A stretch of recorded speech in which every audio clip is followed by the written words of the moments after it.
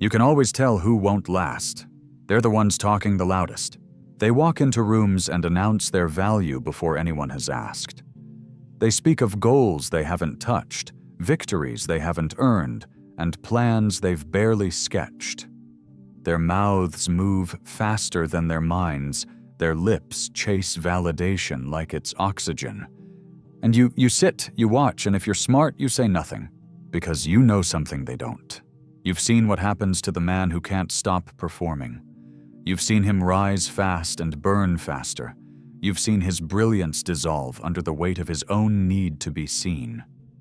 And most of all, you've seen how dangerous it is to live for attention.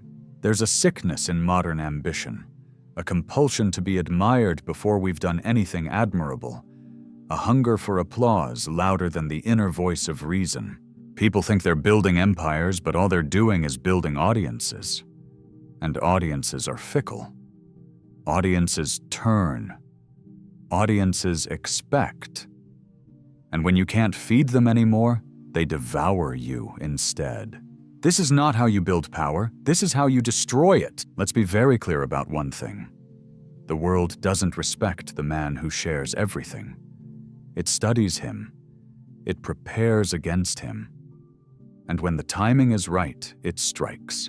Because once your playbook is public, your downfall is a matter of scheduling.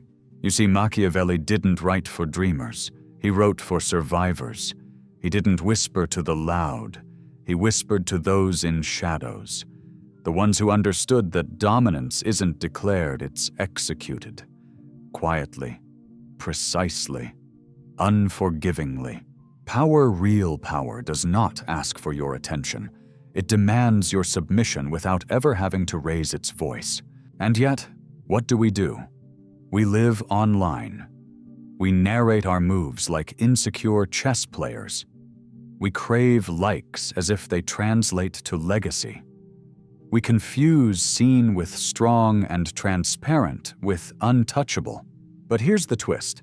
Machiavelli understood centuries before your feed even existed. Visibility is a currency, and every post is a debt you now owe the world in results, a debt that must be paid in precision, in consistency, in flawless execution. And when you fail, and you will, that same world will ask, "Weren't you the one who said?" And they won't whisper it. They'll scream it. So no, this isn't about humility. It's not about being modest or shy or spiritual. It's about leverage. The man who holds back his thoughts, he holds the upper hand, because no one can predict what they can't perceive, and no one can sabotage what they don't understand. This is not cowardice. This is not fear. This is war. And in war, the loudest one dies first. Next time you feel the urge to announce your greatness, ask yourself, am I leading or leaking? Watch carefully what happens when a man explains too much. He doesn't realize it, but with every word he carves out a version of himself for others to study, to dissect, to use. He thinks he's being clear, authentic, maybe even empowering. But all he's doing is surrendering his mystery, his unpredictability, his edge. He gives the world a map. And once you're mapped, you're manageable. And once you're manageable, you're no longer feared. You're just understood. Machiavelli had no interest in being understood, because he knew the moment people fully understand you, they stop respecting you. They stop bracing for your next move. They stop watching their backs. They start calculating how to beat you. And you gave them everything they needed. Not because you were weak, but because you were desperate to be seen as strong. That's the paradox. The man who chases the image of strength becomes weak in doing so. He performs, he signals, he hopes. But the man who walks in silence, he's not hoping, he's hunting. There's a reason predators don't roar before they strike. There's a reason storms don't tweet before they arrive. There's a reason kings were hidden behind veils and emperors revealed only in ritual. Perception was never decoration, it was design. It was power shaped in silence. And now we've inverted that. We equate openness with confidence. We confuse access with leadership. We cheer for the one who shows us everything, forgetting that true authority never needed permission to remain private. Here's the Machiavellian truth. The moment you explain yourself, you lower your price. You dilute your impact. You start trading control for applause. And applause is cheap. Anyone can clap. It's silence that's expensive, silence that earns weight. You think you're admired for your achievements? No. You're admired for the mystique around them. The less they know about how you moved, the more they respect that you moved at all, because now they have to guess. They fill in the blanks with their fears, their awe, their envy. And all you did was say less. This is not about being cryptic. It's about being strategic, about understanding that clarity has a cost, and most of the time that cost is your advantage. You see, when you tell them what you're going to do, they can stop you. When you show them your weapons, they can build counters. When you reveal your motives, they can predict your behavior. But when you stay unreadable, they hesitate, and in that hesitation you win. So ask yourself, do you want to be relatable, or do you want to be untouchable? Because you can't be both. And every time you post your plans, every time you broadcast your emotions, every time you prove you're real, you move closer to being a product, not a player. You turn your life into a brand. And brands are consumed. They don't fear the man they understand. They fear the man they can't explain. Say less. Mean more. Move now. The man who constantly needs to be witnessed dies by inches, not because someone takes his life, but because he offers pieces of it in every room he enters, through explanations, through self-promotion, through endless validation-seeking dressed up as ambition. He says, I'm just being transparent. No, he's being exposed. He says, I'm building my brand. No, he's building his cage. Every story he shares, every win he flaunts, every detail of his climb becomes a tether not to his future, but to his image. And once you're owned by your image, you're finished. Because now every step must protect perception, not pursue power. This is how legacy dies. Not in one great failure, but in 1,000 curated updates filtered to death, starved of strategy. And here's the hardest part to swallow. The people you're performing for. They're not rooting for you. They're watching to see when you'll fall. They're tracking your rhythm, your tells, your slip-ups. Why? Because nothing makes an insecure man feel more powerful than seeing a confident man crack. And the moment you're visible enough, that crack is inevitable. You see, Machiavelli understood men far better than they understood themselves. He knew that envy was more natural than admiration, that the one who shines too brightly too soon becomes a marked man. He knew that the desire to be praised is the back door through which destruction enters. So when you rush to share your goals, remember this.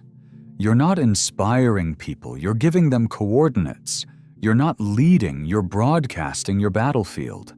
And war doesn't reward the predictable. It buries them. The showman's fate is sealed the moment he thinks applause equals influence. Because while he's chasing claps, the quiet one is building angles. While he's collecting followers, the strategist is collecting leverage. While he's living out loud, the real power is moving behind the curtain. No warning, no announcement, just outcomes. There's a reason generals don't leak their plans before the first shot. There's a reason kings don't ask for opinions before war.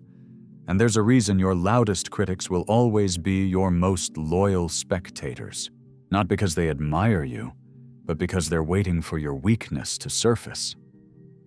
And you make it easy for them. You parade your routines. You share your frustrations. You publicize your relationships, your income, your emotions. You think you're controlling the narrative. But what you're really doing is offering ammunition. You are a self-sabotaging, self-disclosing, self-made target. And Machiavelli would have warned you, but only once, because the second time you're already finished. Power that is shown too early becomes power that's spent too fast. Hold it. Guard it. Let them wonder. They say the enemy you can read is the enemy you can beat. So what happens when you make yourself an open book? What happens when every page of your strategy is live streamed? When every thought is turned into a caption? When every move is up for likes? You become predictable. And in power, predictability isn't just weakness, it's death. Because the minute someone can anticipate you, they can corner you. They can calculate your angles, preempt your plans, and disarm your efforts before they've even begun. Your predictability becomes their preparation.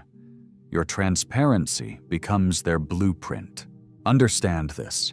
You don't lose when people oppose you. You lose when they understand you. That's why the most dangerous men in history never revealed what they were thinking. They moved like fog, visible, maybe, but impossible to grasp. They didn't speak until silence was done working. And when they did speak, it wasn't to explain, it was to end. Modern culture, however, hates this. It trains you to expose yourself, to build in public, to be real, to let people in. But that's not connection. That's compromise. You are giving away the tension that makes people pay attention. Ask yourself, do they respect you for your wisdom? Or are they entertained by your oversharing? Big difference. One earns power, the other sells it.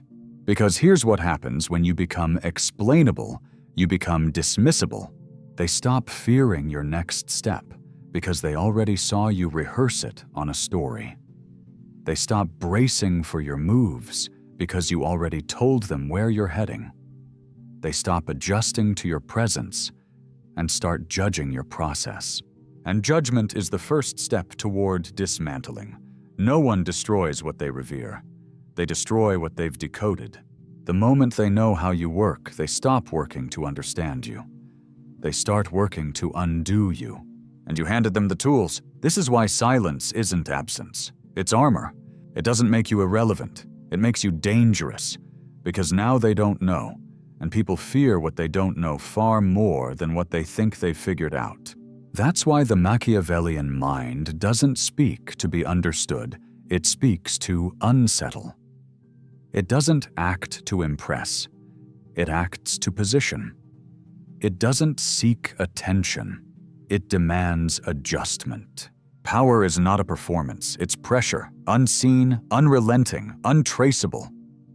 So when you're tempted to share that win flaunt, that progress signal, that edge pause, and remember, the louder you are, the easier you are to track. And the easier you are to track, the quicker you'll be trapped. When they know where you are, they're already working on where to strike. Stay unreadable. Stay uncatchable. Stay ahead. Here's how it begins. You share a little. You get praise. It feels good. So you share a little more. Then a bit more. And before you realize it, you're no longer building for yourself. You're building for applause.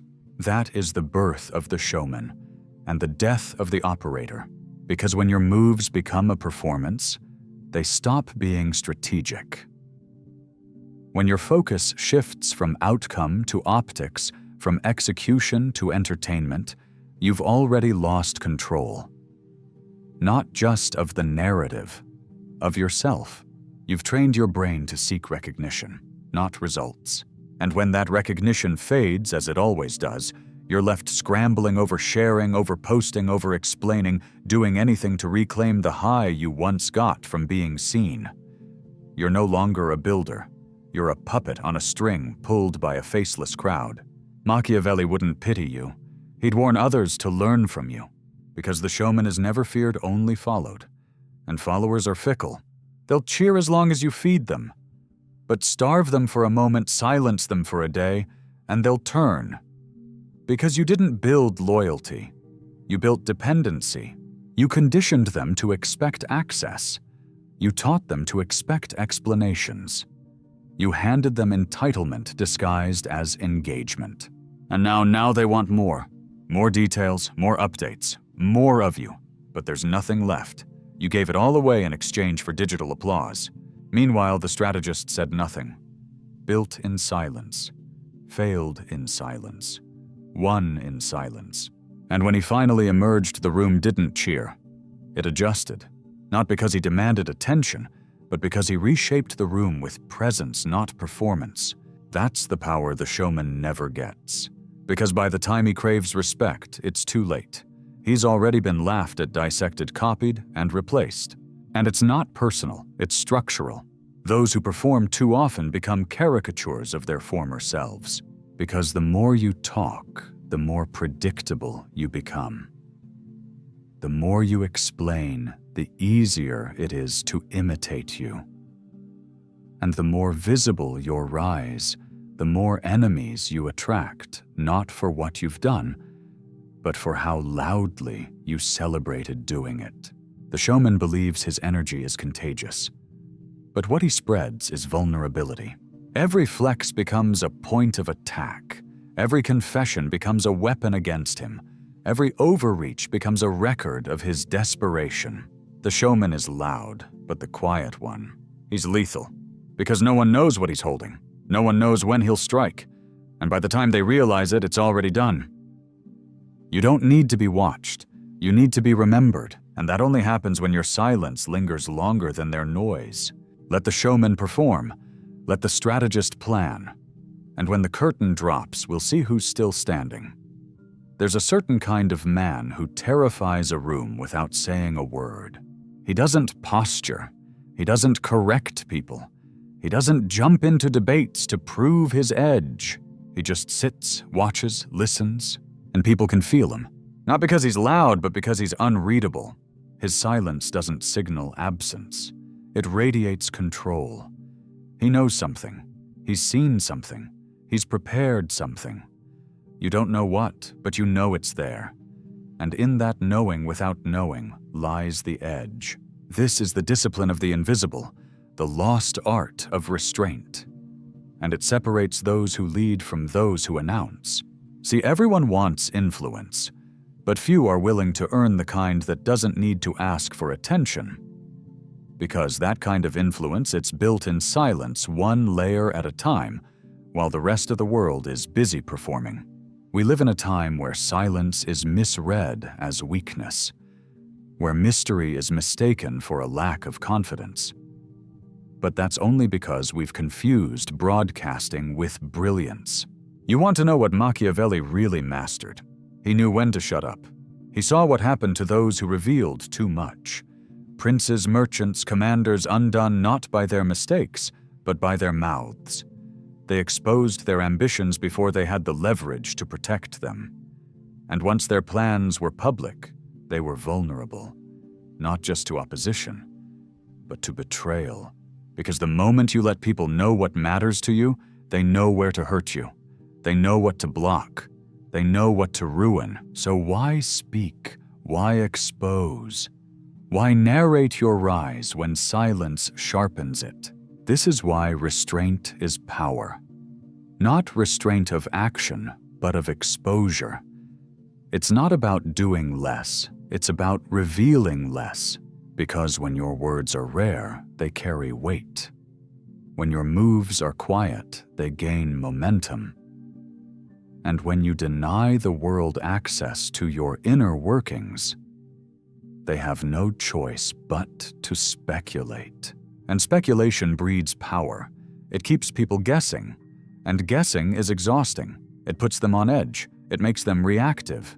Meanwhile, you remain composed. You move with intention. And you never give them what they're hoping for: predictability. That's how influence is built. Not with megaphones, with mirrors. You reflect their insecurities back at them. You let them speak first. You let them show their hand. And in that space of exposure, not yours but theirs, you find leverage. The less they know about you, the more they reveal about themselves. Your job is not to be understood. It's to be unforgettable, and nothing haunts the mind like the man they can't read. Let me tell you what happens when you get what you think you want. You're seen. You're talked about. People admire you. They recognize your voice, your face, your success, At first it feels like power, but it's not. It's surveillance dressed up as validation. And the second you depend on it, you're theirs. Because now every move is judged, every silence is questioned, every deviation is betrayal. You are no longer allowed to evolve, only to perform. Your power stops being yours. It belongs to the audience you built. This is the hidden cost of being known. You're on stage long after the applause has died. And you can't leave because they still expect the show. You'll feel it when you want to pivot but can't. When you want to slow down but won't. When you want to speak freely but pause because you know they're watching. And they are, always. See, what no one tells you is that once you've revealed your path, you no longer control it. Others will put fences around your steps. They'll define your identity by your past posts, past words, past wins. And if you deviate, they'll punish you for evolving. You created a version of yourself that got their attention.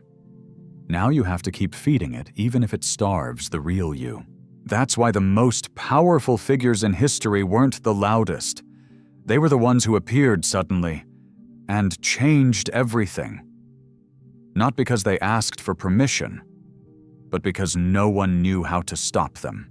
They had no pattern to track, no reputation to manage, no promises to fulfill. They didn't owe the world a show because the world never got to expect one. That's what Machiavelli understood. He didn't write for the famous. He wrote for the durable. He knew that fame without leverage is a leash. That applause is the easiest currency to counterfeit and the hardest to spend. So when the world tells you to show more, share more, be more transparent, ask yourself, are they asking you to be real, or are they asking for the keys to your strategy? Because the more they know, the less you hold.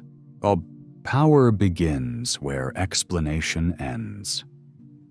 The more you're defined, the less you can move. The more you're understood, the easier it is to undo you.